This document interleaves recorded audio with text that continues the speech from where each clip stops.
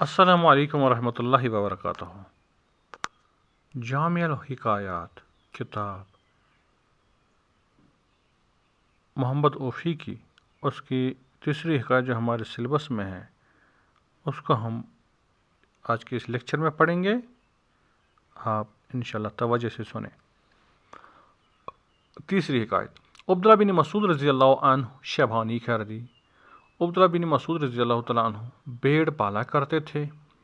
وقتی پیغمبر علیہ السلام، جس وقت پیغمبر علیہ السلام ازرمئی وئی بے گزشت، اس کے ریور سے گزر گئے، یعنی اس کے بھیڑ بکریوں سے گزر گئے، گفت ہیچ شیرداری، تو انہوں نے پوچھا کہ آپ کے پاس کچھ دودھ موجود ہے؟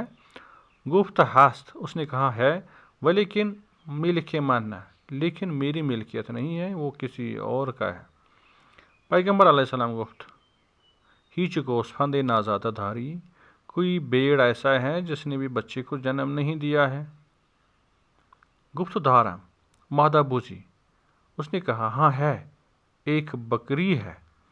پیش آورد کہ از ضعیفی نمی توانست رفت، جو کمزوری کی وجہ سے چل نہیں سکتی تھی، واز رم و از چارہ باز ماندے بود، اور جو ریوڑ سے اور چراگاہ سے باز رہی تھی، یعنی گھر میں ہی ان سے دور ہی رکھی گئی تھی۔ پیغمبر علیہ السلام پستانی اورابی سود، پیغمبر علیہ السلام نے اس کے پستان کو دھویا، وہ در حال شیر روان شد، اور اسی حال میں دودھ جاری ہو گیا ہے۔ بقدر حاجت بھی گرفت و باقی بھی گزاشت، اپنی حاجت کے مطابق وہ دودھ لے لیا انہوں نے اور باقی وہیں پہ چھوڑا۔ وہ حدیث ام معبد معروف است، ایک اور کہانی ہے جس میں ام معبد کی بات بڑی مشہور ہو گئی ہے۔ چون پیغمبر علیہ السلام از مکہ مدینہ ہجرت کر، جب حضرت رسول اکرم صلی اللہ علیہ وسلم مکہ سے مدینہ ہجرت کر رہے تھے، بخیمہ او رسید، اس کے خیمے تک وہ پہنچے، وہ ہی چیز نہ یافت، اور انہوں نے خیمے کے اندر کوئی چیز نہ دیکھی یا خیمے میں کوئی چیز نہ دیکھی، جز گوسفندی سوائے ایک بیٹھ کے کہ از ضعیفی از رمہ باز ماندے بود، باز ماندے دید، جو کمزوری کی وجہ سے ریوڑ سے پیچھے ہی رکھا گیا تھا، یعنی گھر میں ہی رکھا گیا تھا اس خیمہ کے پاس ہی۔ پیغمبر علیہ السلام اورا پیش خواست، پیغمبر علیہ السلام نے اس کو سامنے بلایا، پیش کیا، یعنی اس کو چاہا کہ وہ سامنے آ جائے۔ و دست بہ پستانی او دراز کرد، اور ہاتھ کو اس کے پستانوں کی طرف انہوں نے لمبا کر دیا۔ وہ چندان شیر حاصل آمد کے حاضران رکھ کفایت بود، اور اتنا دودھ اس کمزور بیڑ سے انہوں نے حاصل کیا جتنا حاضر لوگوں کے لیے کافی تھا۔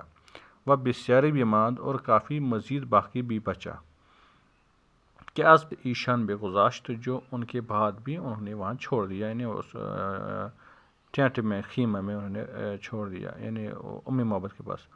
وچن شبانگاہ ابو سعید از چراگاہ باز آمد، اور جب شام کے وقت ابو سعید چراگاہ سے واپس آ گئے، یعنی ریوڑ کے ساتھ واپس آ گئے، درخانہ شیر دید، انہوں نے گھر میں دودھ پایا۔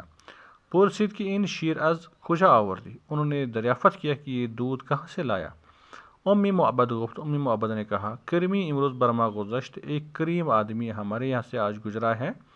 ان از برکت قدومی او است، یہ ان کی قدموں کی برکت کی وجہ سے ہے۔ ابو سعید گفت، ابو سعید نے فرمایا، کہا، ہا جمال او بھامن بھی گوئی، اس کا صورت حال یا اس کا حلیہ ہمیں تو بتاؤ کون تھا۔ امی معبد مصطفیٰ علیہ السلام صفتی کرد، امی معبد نے اس وقت مصطفیٰ علیہ السلام کی صفتیں بیان کری، در غایت فصاحت، انتہائی فصاحت کے ساتھ۔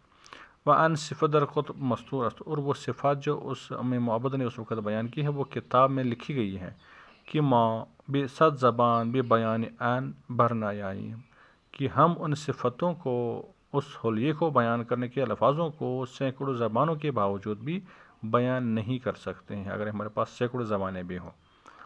بر حکایت اختصار افتاد، اور اسی حکایت پر ہم اختصار کرتے ہیں، یعنی اسی حکایت پر ہم مختصراً اپنی بات ختم کر دیتے ہیں۔ تو یہ تھی تیسری کہانی۔ ملتے ہیں نیکسٹ کہانی میں، نیکسٹ لیکچر میں، نیکسٹ ویڈیو میں، تب تک کے لیے خدا حافظ، السلام علیکم۔